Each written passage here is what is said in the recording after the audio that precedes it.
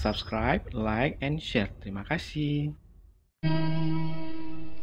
Assalamualaikum warahmatullahi wabarakatuh. Waalaikumsalam warahmatullahi wabarakatuh. Bismillahirrahmanirrahim. Alhamdulillahi rabbil alamin. Wassalatu wassalamu ala ashrafil anbiya'i wal mursalin, Sayyidina wa maulana Muhammadin wa ala alihi wa ashabihil mujahidin at-tahirin, amma ba'du. Saudara-saudara kaum muslimin rahimakumullah. Pada pertemuan kali ini kita akan membicarakan riwayat Nabi Adam alaihi salam. Nabi Adam diciptakan oleh Allah dari tanah dan merupakan manusia pertama serta bapa dari seluruh umat manusia. Pada saat Allah hendak menciptakan Nabi Adam, Allah berkata kepada malaikat, "Inni ja'ilun fil ardi khalifah." Aku akan menjadikan seorang khalifah di permukaan bumi. Malaikat dengan nada sedikit protes berkata, "Ataj'alu fiha may yufsidu fiha wa yasfiku ad-dima wa nahnu nusabbihu bihamdik wa nuqaddisu lak." Tuhan, apa perlunya engkau ciptakan seorang khalifah di permukaan bumi? Kelak kalau mereka berkembang biak, kerjanya hanya akan melakukan kerusakan, menumpahkan darah, saling bermusuhan satu sama lain. Sedangkan kami, kata malaikat, sudah cukup bertasbih memuji kebesaranmu. Allah kemudian menjawab, "Inni a'lamu ma la ta'lamun." Aku lebih tahu tentang apa yang kalian semua tidak mengetahuinya. Setelah diciptakan Nabi Adam daripada tanah, ditiupkan roh, maka Allah kemudian mengajarkan kepada Nabi Adam berbagai macam ilmu pengetahuan. Wa 'allama Adam al-asma'a kullaha. Kemudian Allah mengajarkan Nabi Adam nama-nama segala sesuatu. Nama merupakan simbol daripada ilmu pengetahuan. Nabi Adam akan dijadikan khalifah di permukaan bumi, maka dibekali oleh Allah Subhanahu wa taala al-asma'a kullaha, nama-nama segala sesuatu. Yang dimaksud di sini ialah al-ulumal katsirah, ilmu pengetahuan yang banyak. Malaikat pada mulanya protes. Kami kan sudah cukup bertasbih Tuhan. Kami kan sudah cukup memujimu. Untuk apa lagi membuat manusia sebagai khalifah di permukaan bumi? Seolah-olah malaikat tidak setuju. Allah yang maha tahu rahasia segala sesuatu memberikan vonis, aku lebih tahu tentang apa yang kalian semua tidak tahu. Oleh karena Nabi Adam dipersiapkan untuk menjadi seorang khalifah di permukaan bumi, maka dibekali oleh Allah dengan ilmu pengetahuan. Begitu Nabi Adam dan begitu kita. Karena bukan cuma Nabi Adam, kita pun oleh Allah dijadikan sebagai khalifah-khalifah di permukaan bumi ini. Yang nilai kekhalifahan kita bergantung kepada kondisi kita masing-masing. Ada orang yang menjadi khalifah level internasional, menjadi pemimpin dunia Islam. Ada orang menjadi khalifah level nasional saja, ada khalifah tingkat kota saja, ada khalifah tingkat kecamatan, ada khalifah tingkat RW, RT, sekurang-kurangnya khalifah untuk tingkat rumah tangga masing-masing. Nah, tanpa membekali diri dengan ilmu pengetahuan, jangan berharap kita akan bisa melaksanakan tugas sebagai khalifah di permukaan bumi ini. Apapun saja, Nabi mengajarkan man aradad dunya fa alaihi bil ilmi Wa man aradal akhirata fa'alaihi bil ilmi. Wa man aradahuma fa'alaihi bil ilmi. Siapa yang menginginkan dunia harus dengan ilmu. Yang menginginkan akhirat juga harus dengan ilmu. Yang menginginkan dunia akhirat juga harus dengan ilmunya. Tanpa dasar ilmu, maka manusia tidak akan bisa menjalankan tugas kekhalifahan. Setelah diajarkan Adam nama segala sesuatu, dikonfrontir, dihadapkan dengan malaikat. Malaikat, kalau tadi kamu bilang buat apa perlunya menciptakan khalifah? Nih bentuknya. Adam. Sekarang malaikat, coba kamu sebutkan nama segala sesuatu ini yang ada di sini ini. Malaikat berkata, Subhanaka la ilma lana illa ma 'allamtana. Ya Allah, kami tidak punya ilmu, kami tidak tahu semua itu kecuali apa yang telah Engkau ajarkan kepada kami. Kalau kamu tidak sanggup, Adam, sebutkan nama-nama semua itu. Adam menyebutkannya dengan lancar. Ketika itulah Allah memerintahkan malaikat untuk sujud kepada Nabi Adam alaihi salam. Sujud di sini bukan sujudul ibadah, sebab sujud ibadah kepada yang selain Allah haram. Tapi sujud di sini sujudut tawadhu' i'tirafan bi fadli Adam. Sujud merendahkan diri sebagai pengakuan terhadap keutamaan dan kelebihan Nabi Adam. Maka orang yang banyak ilmunya lebih utama dari orang yang hanya banyak ibadahnya. Bahkan iblis lebih takut kepada orang alim yang sedang tidur daripada orang goblok yang lagi ibadah. Model ini diceritakan dalam Ihya-nya Imamul Ghazali. Iblis masuk ke masjid mau menggoda orang lagi sholat. Sudah masuk di pojok masjid, dia lihat orang lagi tidur. Ngacir iblis keluar, cepat benar. Pucat mukanya. Ketemu di jalan sama temennya. Kenapa lari, Mas?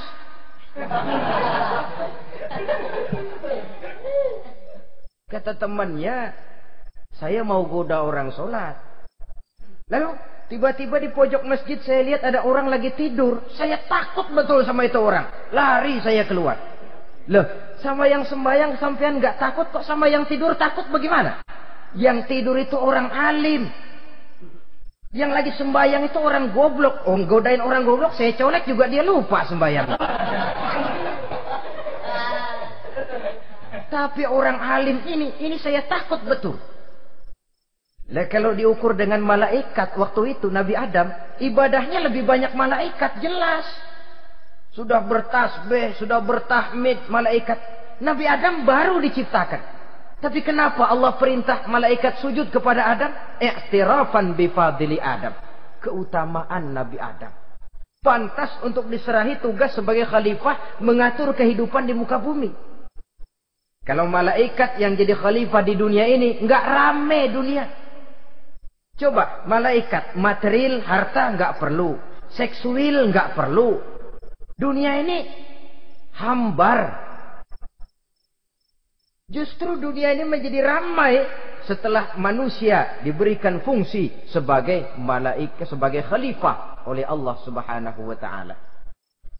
Saudara-saudara kaum muslimin rahimakumullah, setelah nyata kelebihan Nabi Adam, maka Allah perintahkan Nabi Adam tinggal di surga dengan segala kenikmatan yang ada di dalamnya. Tapi lantaran sendirian, kesepian Nabi Adam ini. Allah Maha tahu, maka diciptakannya pasangannya, yaitu Siti Hawa dari tulang rusuk yang sebelah kiri. Sehingga Nabi pernah pesan begini, Istausu bin nisa fa innahunna khuliqna min dhil'in. Hati-hati kamu ngadepi perempuan. Yang tolong dengar nih yang laki-laki, yang perempuan belaga budak aja dulu lah. Hati-hati kamu ngadepi perempuan. Fa innahunna khuliqna min dhil'in, karena perempuan diciptakan dari tulang rusuk sebelah kiri. Apa watak tulang rusuk? Tulang rusuk itu kan bengkok. Perempuan tuh begitu. Didiemin aja bengkok terus. Dikerasin patah.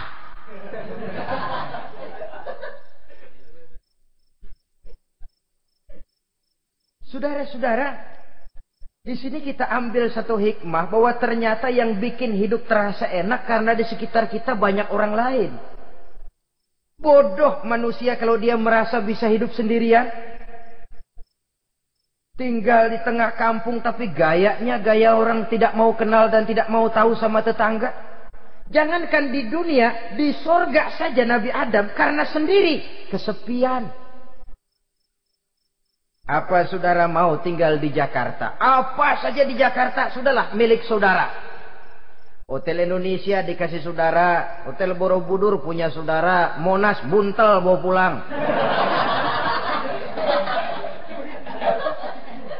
Semanggi ambil, tapi di Jakarta saudara tinggal sendirian. Kira-kira enak nggak? Ternyata yang bikin hidup terasa nikmat karena di sekitar kita banyak orang lain. Begitulah Allah ciptakan Siti Hawa. Setelah diciptakan Siti Hawa, natur manusiawi. Nabi Adam mau main pegang aja. Kata Allah, hai Adam, jangan kau sentuh sebelum kau bayar maharnya.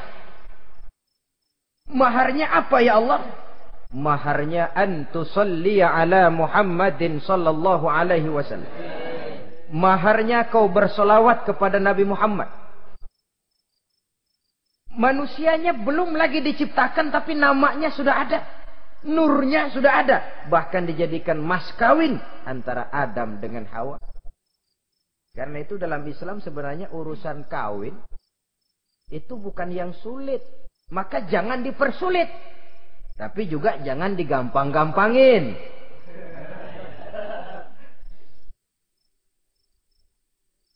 Artinya yang namanya mahar ini walaupun cuma sebentuk cincin besi kalau orang sangat tidak mampu. Bahkan dengan mengajarkan Fatihah saja sah sudah. Saya terima nikahnya Fulanah binti Fulan dengan mas kawinnya saya ajarkan dia surah Fatihah. Kalau memang kere betul, tidak punya apapun, sah sudah. Agama ini mudah, karena itu jangan dipersulit, tapi juga jangan digampang-gampangin. Setelah itu Allah memerintahkan, ya Adam uskun anta wa zawjukal jannah. Hai Adam, kau dan istrimu tinggallah dalam surga. Wa kula minha ragadan haitsu syi'tuma. Segala makanan yang ada di dalamnya boleh kau makan. Pakaian yang aneka warna boleh kau pakai. Nikmati seluruh fasilitas yang ada di surga ini. Cuma atu aja Adam. Yang lain boleh dah. Mau ngapa pakai atu aja jangan. La taqraba hadhihi syajarah. Jangan kamu dekati pohon khuldi itu. Dekat saja jangan. Apalagi sampai metik. Jangan Adam. Saudara, ma'asyiral muslimin, itulah watak manusia. Kalau ada 10 persoalan, yang 9 boleh, yang 1 tidak boleh, yang tidak boleh yang bikin dia penasaran. Gua pengen tahu ngapa kagak boleh sih. Timbul penasaran. Apalagi iblis selalu berusaha. Sebab pada waktu malaikat disuruh sujud, semuanya sujud kepada Adam. Iblis tidak mau sujud. Tuhan tegur.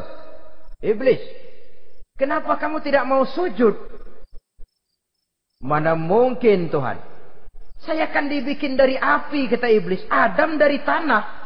Unsur api lebih mulia dari unsur tanah. Masa saya harus tunduk kepada Nabi Adam? Gengsi dong. Adam kan anak kemarin sore, baru dibikin. Masa saya harus tunduk kepada orang yang macam itu? Ini kan perintah aku iblis.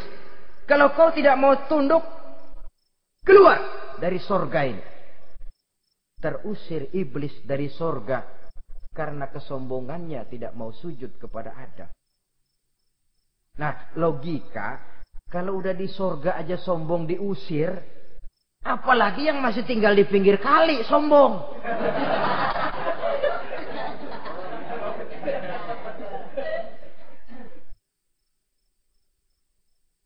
Tapi sejak peristiwa terusirnya itu, iblis bikin proklamasi. Apa proklamasi iblis? Rabbi fanzirni ila yaumi yub'asun. Ya Allah, gara-gara Adam saya diusir dari surga. Saya minta kepadamu ya Allah, beri saya kesempatan sampai hari manusia dibangkitkan. Kata Tuhan, innaka minal munzarin. Oke, silakan. Mau apa iblis? Rabbi bima aghwaytani la uzayyinanna lahum fil ardi wa la ughwiyannahum ajma'in. Ya Tuhan, disebabkan engkau telah menyesatkan aku, akan aku hiasi mereka manusia dengan kejahatan yang ada di muka bumi ini, dan aku akan sesatkan mereka semua. Ini proklamasi iblis. Gara-gara Adam saya terusir dari surga, maka sejak saat ini Adam dan seluruh keturunannya musuh bebuyutan saya. Akan saya lakukan segala macam cara untuk menggelincirkan manusia agar mereka menjadi orang yang engkau murkai ya Allah. Kemudian Allah memberikan jawaban. Dialog ini saudara bisa lihat dalam surah Al-Hijr ayat 40, 41 sampai 44. Kata Allah apa? Inna ibadi laisa laka alaihim sultanun illa man ittaba'aka minal ghawin. Silahkan iblis. Yang lain barangkali bisa kau goda. Kecuali hamba-hambaku yang benar-benar hambaku, engkau tidak akan punya daya mempertipu mereka. Engkau tidak akan punya kemampuan menggelincirkan mereka. Kecuali kalau memang mereka sudah mau ikut pengaruhmu. Sepanjang mereka benar-benar menjadi hambaku, kata Allah, hamba Allah yang sebenarnya, mereka di luar kekuasaanmu iblis. Tapi kalau mereka sudah turun menjadi hamba harta, hamba dunia, hamba pangkat, budak jabatan, mereka itu yang bisa kau gelincirkan. Selama mereka masih tetap sebagai hambaku, kata Allah, mereka di luar jangkauan kekuatan dan kekuasaanmu iblis. Nah, sejak saat itu kan iblis selalu nyari jalan, nyari lantaran bagaimana Adam nih supaya dia tergelincir. Gara-gara dia saya diusir dari surga. Nguping terus iblis. Sampai akhirnya dia dapat berita tentang dilarangnya Nabi Adam mendekati pohon khuldi itu. Satu hari dengan muka sedih, ya iblis itu the best actor. Aktor ulung dia. Dengan roman muka sedih, dia datang kepada Nabi Adam dan Siti Hawa. Kata Nabi Adam, iblis, ente kok tampangnya demek amat sih?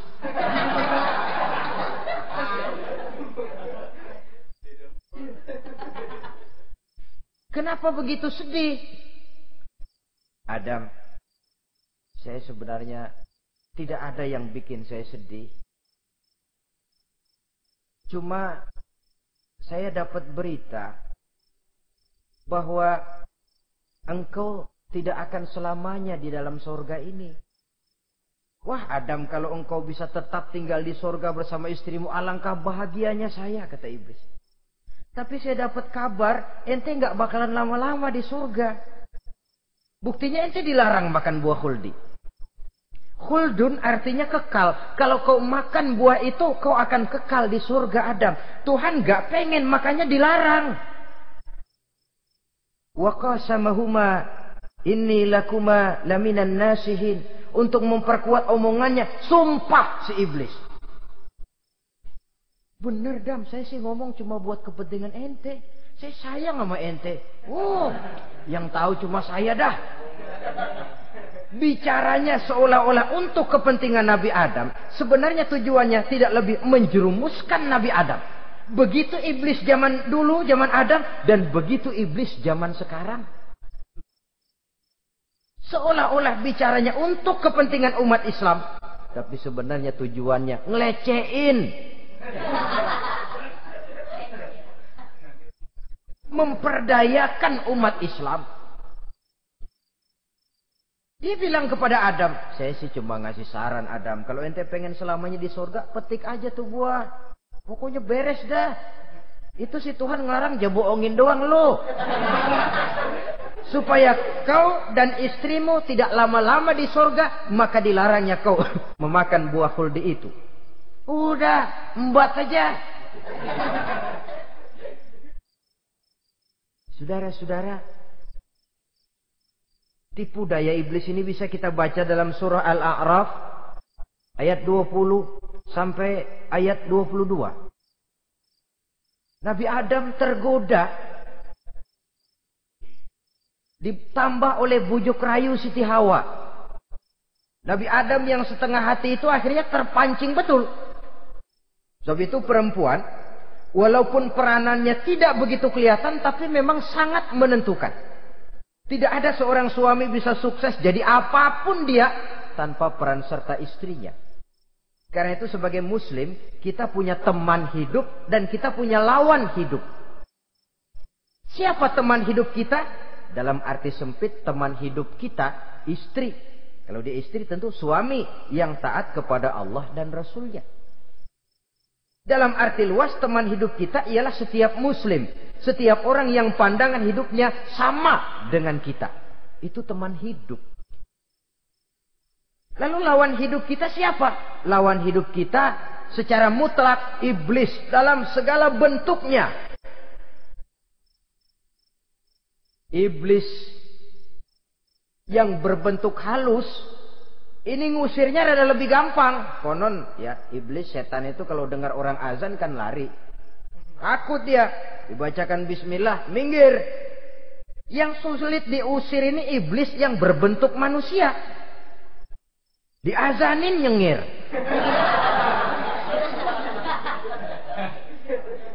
Gawat ini.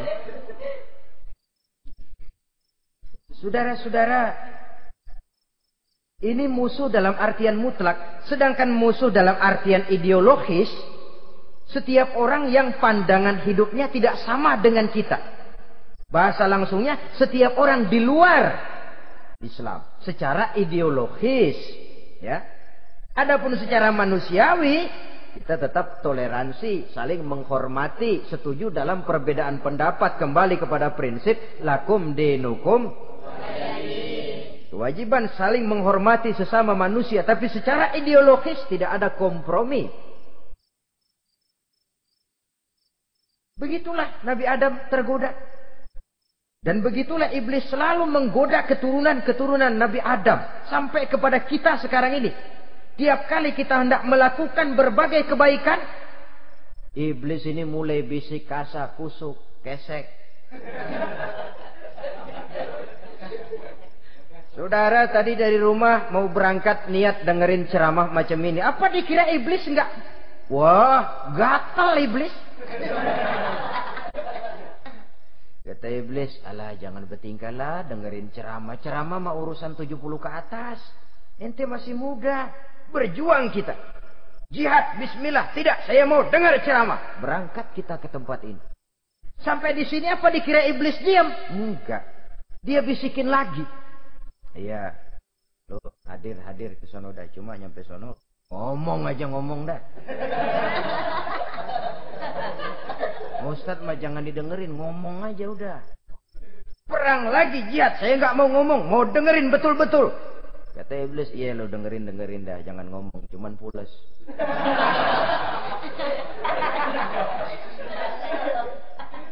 Segala macam cara dilakukan oleh iblis untuk menggelincirkan manusia. Ketika Nabi Adam mengambil buah khuldi itu, datanglah murka Allah. Adam, seolah-olah kalau bahasa kita, kelewatan kamu Adam. Dari belum ada aku ciptakan engkau. Barangkali kau merasa kesepian, aku ciptakan Hawa. Aku tinggikan derajatmu dari malaikat sampai malaikat sujud kepadamu. Aku perintahkan kau tinggal di sorga dengan seluruh fasilitas yang ada di dalamnya. Cuma satu yang aku minta, jangan dekati pohon khuldi, engkau tidak sanggup Adam. Keluar dari sorga ini. Terusir Nabi Adam dan Siti Hawa dari sorga. turun ke dunia ini. Turun terpisah lagi. Ya Allah. Orang itu kalau biasa susah, ketemu susah sih menglalap namanya. Makanannya. Tapi biasa seneng ketemu susah. Ini yang kalau tidak kuat mental. Tengoklah zaman sekarang kan nih. Kalau tuan-tuan rajin baca pos kota. Kayaknya nyawa murah bener. Pasal duit 100, nyawa hilang. Pasal diputusin pacar, begon ditenggak. Gantung diri pakai tali plastik. Murah betul kelihatannya jiwa itu. Sehingga pantas kalau Nabi pernah katakan irhamu salasatan minan nas, sayangilah 3 macam manusia. Pertama, azizan zalla, orang mulia yang jatuh hina. Pejabat tinggi kalau pensiun kesian bener. Ya Allah. Udah nggak ada yang ngasih hormat, tanda tangan nggak laku. Azizan zalla, orang mulia yang jatuh hina. Yang kedua, ghaniyan qad iftaqara, orang kaya jatuh miskin. Dari hidup serba ada, jatuh melarat. Yang ketiga, faqihan yal'abu bihil juhal. Ahli fikih ngerti hukum tapi dipermainkan oleh orang-orang bodoh yang kebetulan punya kekuasaan. Lalu keluar fatwa sesuai dengan pesan sponsor. Yang halal bisa jadi haram, yang haram dibikin remeng-remeng. Ahli fikih dipermainkan oleh orang bodoh. Kasihan betul. Terpisah Adam dengan Hawa ini. Adapun Nabi Adam turun menyesal dengan seluruh kesalahannya. Sujud, taubat, menangis. Menurut riwayat 300 tahun beliau sujud. Seraya membaca Rabbana zalamna anfusana wa illam taghfir lana wa tarhamna lanakunanna minal khasirin. Ini doanya Nabi Adam. Ya Allah, kami telah zalim kepada diri kami sendiri. Andai kata engkau tidak kasihan, tidak memberikan ampun kepada dosa yang kami lakukan, sungguh kami termasuk ke dalam golongan orang-orang yang rugi. Ini yang dibaca Nabi Adam dalam taubatnya. Di akhir taubatnya, Nabi Adam munajat kepada Allah. Ya Allah, dengan kebesaran Muhammad, ampunilah dosa saya. Allah tegur, kaifa araftahu ya Adam walam akhlukhu. Dari mana kau bisa tahu nama Muhammad Adam, padahal aku ciptakan saja belum manusianya.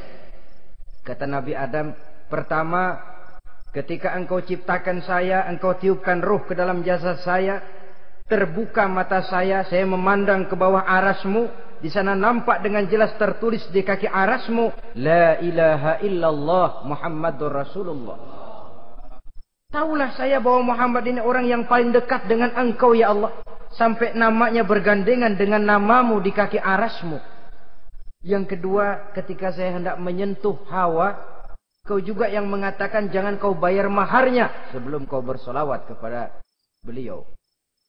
Saudara hadirin yang saya hormati, Nabi Adam diterima taubatnya oleh Allah. Kemudian dipertemukan kembali dengan Siti Hawa setelah sekian lama berpisah. Pertemuan itu terjadi di satu dataran luas, di satu padang yang luas, yang sampai sekarang dinamakan dengan Padang Arafat. Tempat para ibadah haji melakukan wukuf, yaitu puncak pelaksanaan ibadah haji. Dan pertemuan itu sendiri terjadi di atas sebuah bukit kecil yang diabadikan dengan nama Jabal Rahmah di kawasan Arafat itu. Di atas Jabal Rahmah itu ada satu monumen kecil untuk mengabadikan pertemuan Nabi Adam dengan Siti Hawa. Lalu tinggallah keduanya di permukaan bumi ini. Oleh Allah diberikan karunia keturunan yang banyak. Dan tiap kali lahir kembar. Kembarnya laki perempuan, laki perempuan, laki perempuan. Dari sinilah berkembang biak manusia. Di mana di zaman Nabi Adam perkawinannya silang. Karena tentu tidak ada manusia lain.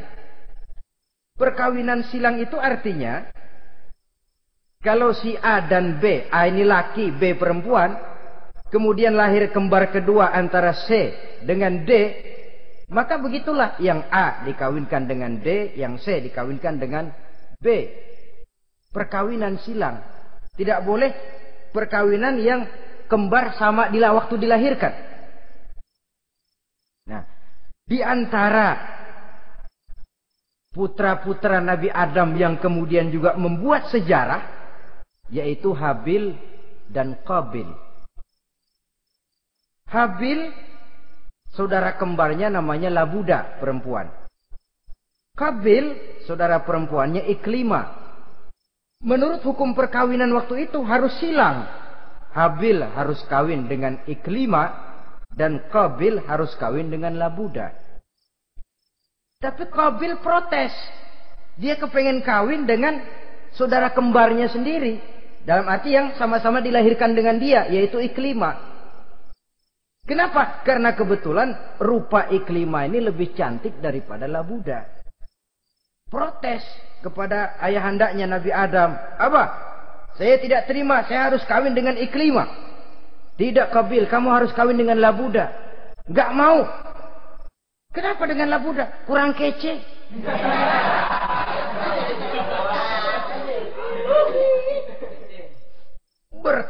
Bertengkar, Nabi Adam tidak berhasil menyelesaikan, lalu diserahkan saja kepada Allah.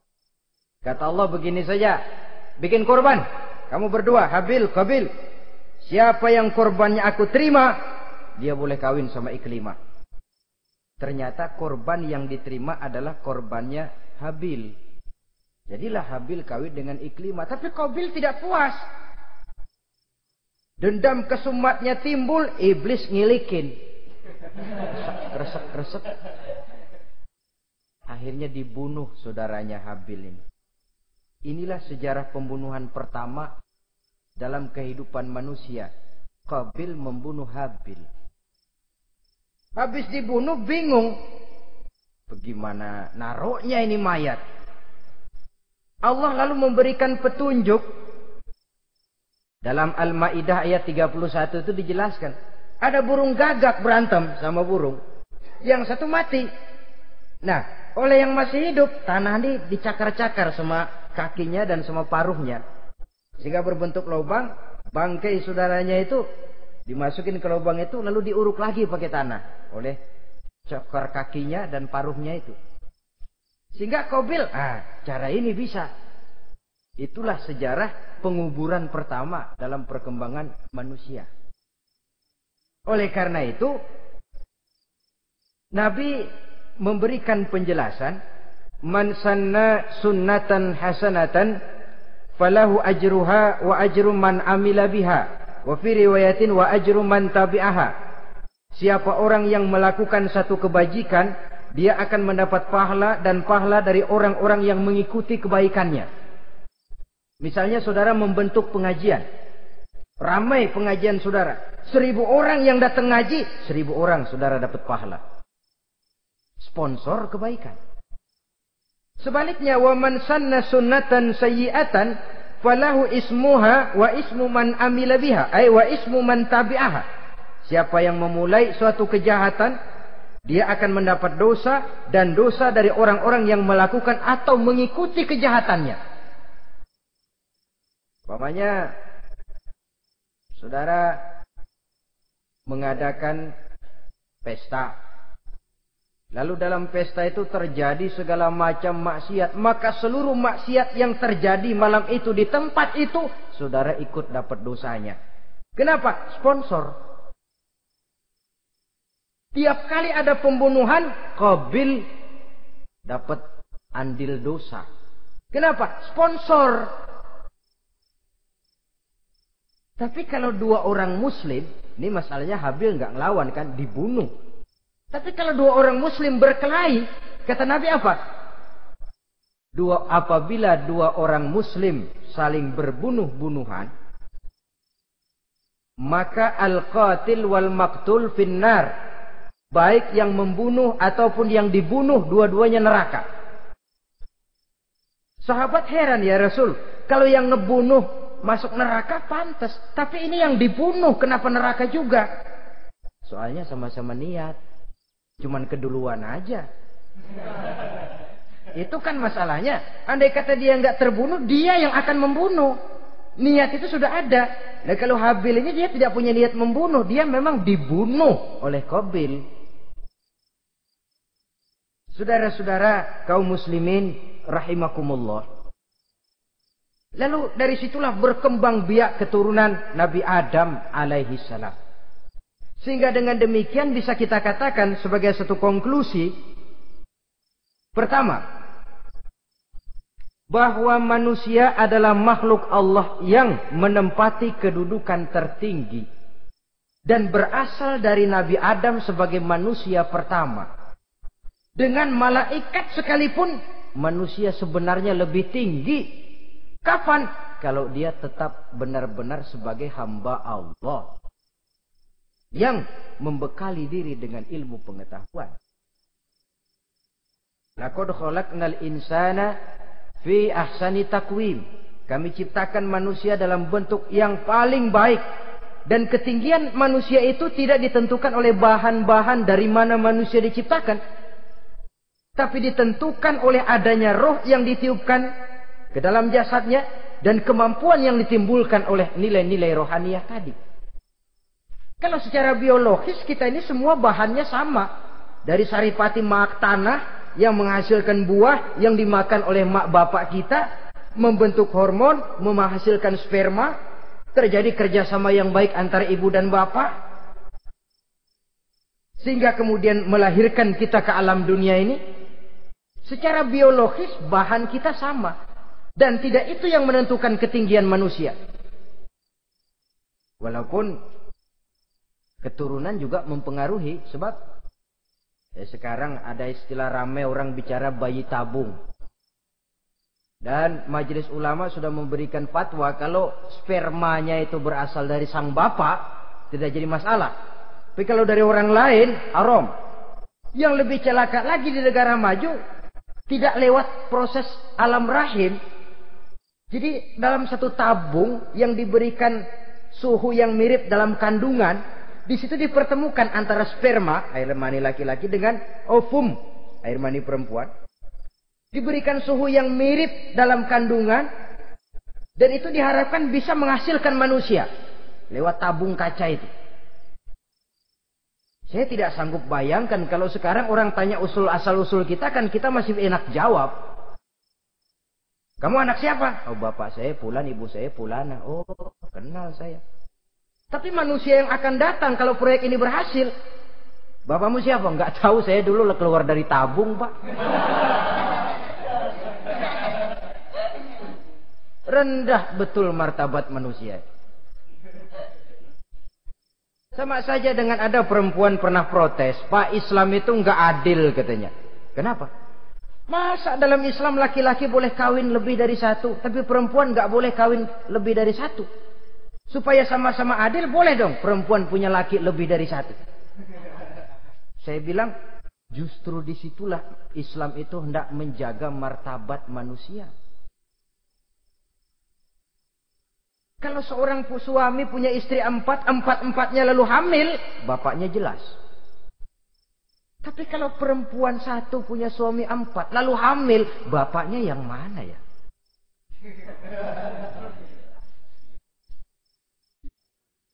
Rendah martabat manusia. Ketika si bayi lahir, ibunya lihat, ini jidatnya kayak si A ini. Sudah ini anakmu saja nih, jidatnya jidat kamu. Kata antar dulu jidat saya, tapi kuping B ini nggak mau saya. Terkatung-katung si anak tanpa tahu kemana dia mesti manggil bapak. Ibu daftarin anak ke sekolah, Pak Guru tanya lagi, ini bin siapa bu? Bingung lah, udah tulis bu bin rame-rame.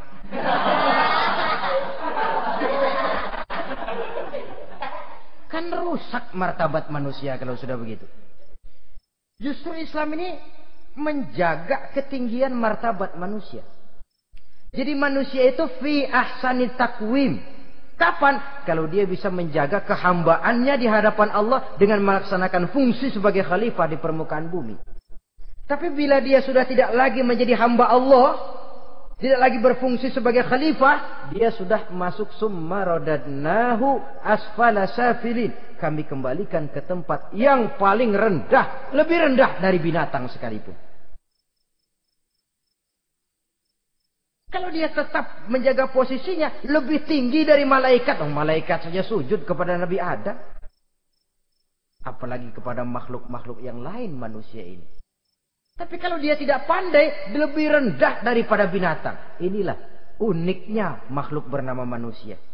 Dengan posisinya dia bisa menjadi lebih tinggi dari malaikat. Tapi juga dia bisa meluncur lebih rendah daripada binatang.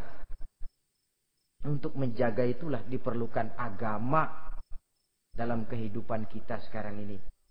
Bukan cuma sebagai lipstick, tapi sebagai pedoman, sebagai way of life yang akan mewarnai cara kita berpikir, state of mind, rule of thinking, cara kita memandang kehidupan ini diwarnai oleh nilai-nilai agama.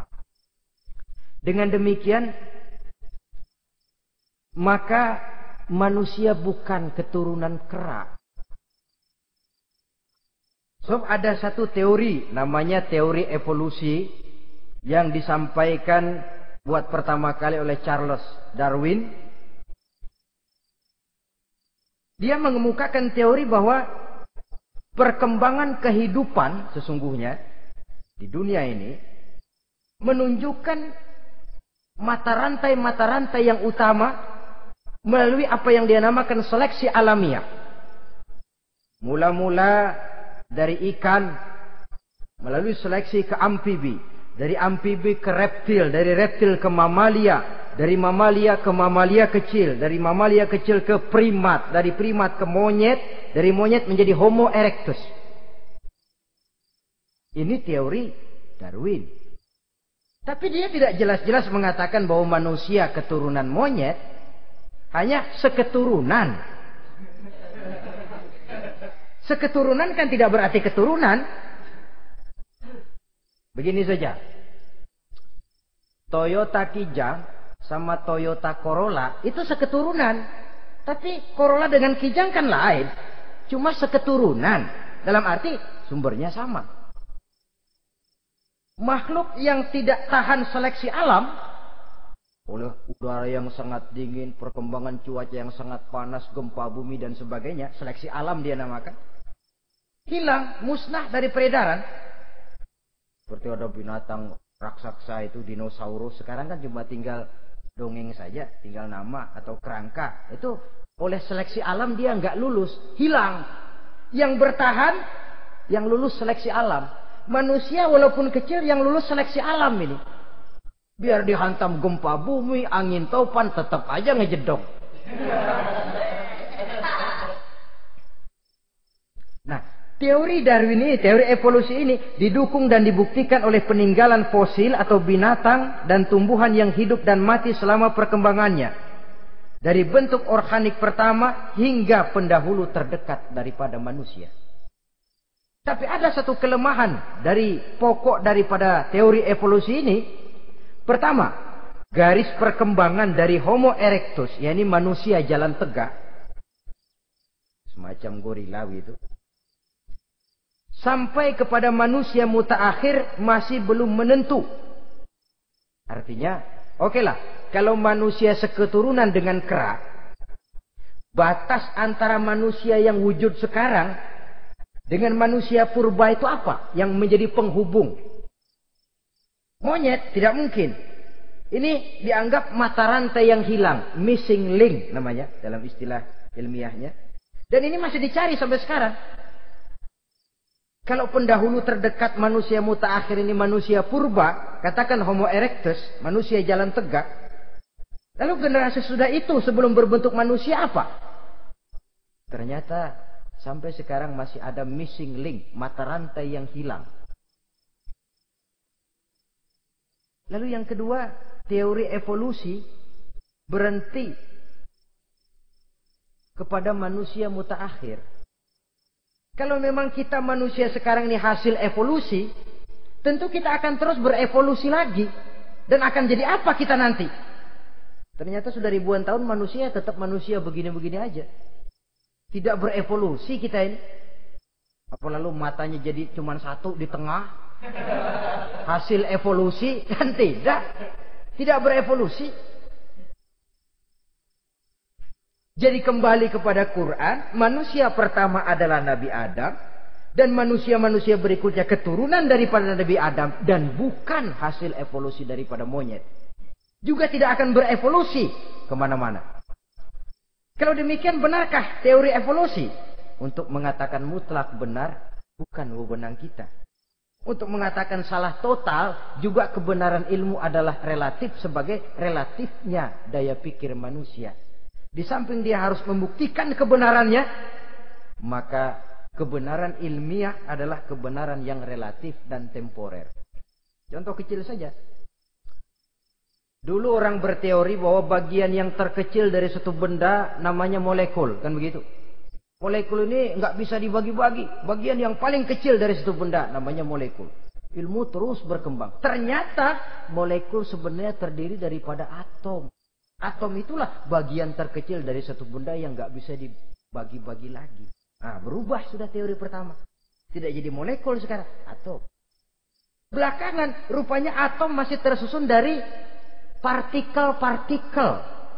Partikel inilah bagian yang terkecil dari satu benda. Berubah lagi sudah. Dan tidak mustahil akan ada penemuan bahwa partikel pun masih bisa dibagi-bagi lagi. Begitu juga dengan teori evolusi ini. Sehingga beberapa ahli semacam Dr. Charles Oxnard, Dr. Jane Paul Hallett dari Chicago dan California, mereka sudah membantah teori evolusi ini. Namun masalah paling pokok dari kita ialah kita diciptakan oleh Allah berasal dari Nabi Adam alaihi salam. Nabi Adam diciptakan dari tanah. Dan kita bukan hasil dari evolusi, juga tidak akan berevolusi. Nah, lalu kepada makhluk bernama manusia diberikan fungsi sebagai khalifah di permukaan bumi ini. Ini yang dulunya malaikat protes. Sebagai khalifah, tugas kita apa? Khalifah Allah di muka bumi. Menerjemahkan sifat Allah sesuai dengan batas-batas kemanusiaan kita. Allah Maha Pengasih. Berusahalah kita pengasih kepada makhluk sesuai dengan batasan manusiawi kita. Allah Maha Menolong. Ringan tanganlah kita menolong orang yang memerlukan sesuai dengan batas kemampuan kita. Fungsi khalifah. Untuk bisa berfungsi sebagai khalifah secara baik, kita harus mempunyai modal yang dinamakan ilmu pengetahuan. Dan Islam sangat menggalakkan itu. Jauh dulu 14 abad yang lalu, dari desa kecil yang bernama Mekah yang peta belum muat, orang di dunia belum kenal, sudah keluar seruan utlubil ilma walau bisin, tuntutlah ilmu walaupun di negeri Cina. Ngomong Cina di Mekah. Padahal Mekah waktu itu belum masuk peta, belum dikenal orang. Sudah ada revolusi ilmu dan budaya. Belajar walaupun harus nyebrang ke negeri Cina. Lalu ada lagi misalnya alimu auladakumus sibahata warrimayah, kata Nabi, ajarkan anakmu renang dan lempar lembing, lempar cakra, olahraga. Satu tanda Islam agama masa depan. 14 abad yang lalu di Saudi Arabia, Nabi mengajarkan ajari anakmu berenang. Kalau Islam agama untuk orang Arab saja, mau berenang di pasir. Tapi wawasan pandangannya luas. Bahwa Arab sebagian besar memang Islam, betul. Tapi Islam bukannya Arab, itu juga jelas. Sepanjang kita masih menjadi khalifah Allah, maka sepanjang itu kita fi ahsani taqwim. Nah, sebagai khalifah Allah kita bertugas membudidayakan alam ini. Kita kadang-kadang terlalu. Ada ayat, wa ma min dabatin fil ardi illa 'ala Allahi rizquha. Semua yang melata di muka bumi dijamin rezekinya oleh Allah. Ayat itu betul. Hak karena datang dari Allah. Bahwa rezeki disediakan di muka bumi, memang. Tapi rezeki itu tidak turun begitu saja laksana jatuhnya embun di waktu pagi. Kita harus berusaha. Dan usaha manusia mencari rezeki lain dengan ayam. Kalau ayam dari tahun atu. Nyari rezekinya tuh modalnya cuma ceker patok. Coba. Dari tahun 1 ayam, asal punya ceker, punya patok, sudah dapat rezeki dia. Nggak perlu masuk TK, SD, SMP. Tapi manusia cari rezeki, apalagi zaman sekarang. Persaingan hidup tajam, lapangan kerja sulit, tensi ekonomi tinggi. Masuk sekolah urusan, tamat sekolah urusan. Kadang-kadang dilema juga. Masuk perguruan tinggi negeri sulitnya setengah mati kayak onta masuk ke lubang jarum. Masuk perguruan tinggi swasta yang favorit biayanya selangit. Artinya tanpa membekali diri dengan ilmu, keahlian, skill, kemampuan, fungsi sebagai khalifah sulit untuk bisa kita laksanakan. Saudara-saudara kaum muslimin yang berbahagia. Kalau fungsi khalifah ini mampu kita laksanakan, iblis putus asa sudah. Sebagai khalifah, di satu pihak kita menyembah hanya kepada Allah, di lain pihak kita membudidayakan alam ini. Ada apa sih di perut bumi? Minyak, gas, timah, emas. Ada apa sih di lautan? Pelajari lewat oceanografi, membudidayakan alam. Air sungai supaya arusnya nggak mengalir mubazir. Ada manfaatnya, bisa menimbulkan energi yang menghasilkan tenaga listrik. Bisa mengairi persawahan, irigasi. Bikin apa? Bikin dam, membudidayakan alam. Tapi juga mengislamkan budidaya itu. Bahasanya mengkulturkan natur, mengislamkan kultur. Membudidayakan alam dan mengislamkan budi dan budaya manusia. Sehingga apapun yang kita kelola dari alam ini nantinya akan untuk menunjang tugas sebagai khalifah, sujud kepada Qadhi Rabbul Jalil. Saudara-saudara, maka bersyukur kita. Oleh Allah dijadikan manusia. Tidak pesan, terima beres, cantik.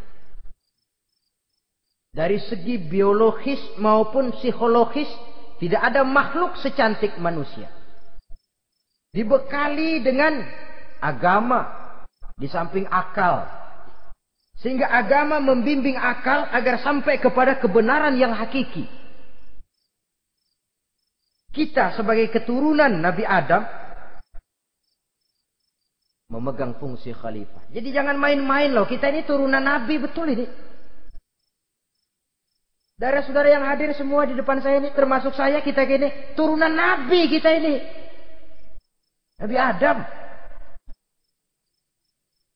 Jangan main-main loh. Turunan Nabi gini-gini. Nabi Adam.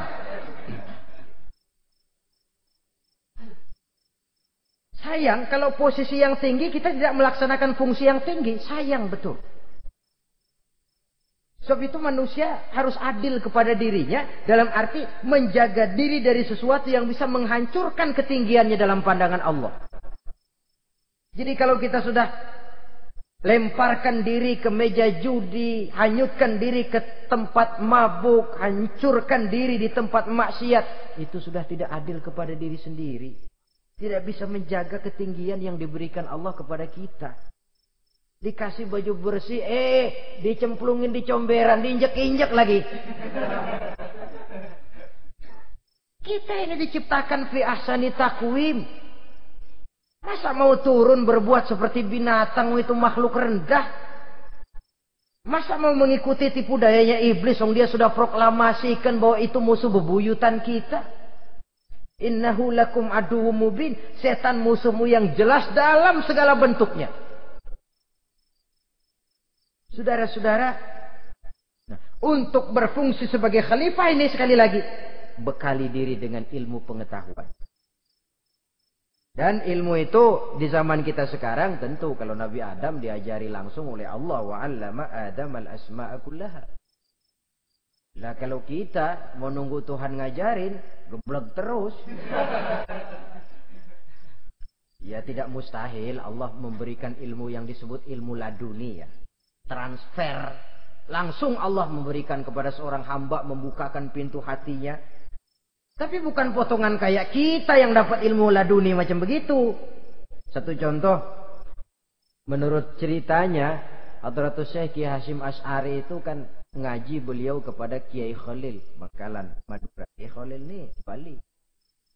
2 tahun. Berguru di sana enggak diajarin apa-apa. Cuma kalau pagi nyari rumput. Tiap hari 2 tahun akhirnya Hadratus Syekh bilang, "Kiai, saya kapan diajari?" "Sudah Hasyim, kau pulang saja. Insyaallah kau alim." Gitu aja pulang jadi orang alim. Ya di samping terus beliau belajar ke Mekah.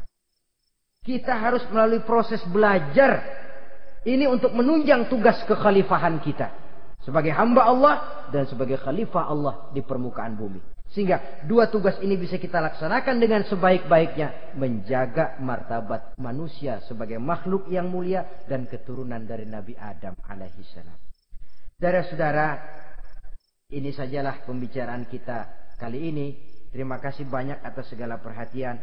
Mohon maaf atas segala kekurangan. Usikum wa nafsi bitaqwallah. Aqulu qawli hadza. Wassalamu alaikum warahmatullahi wabarakatuh.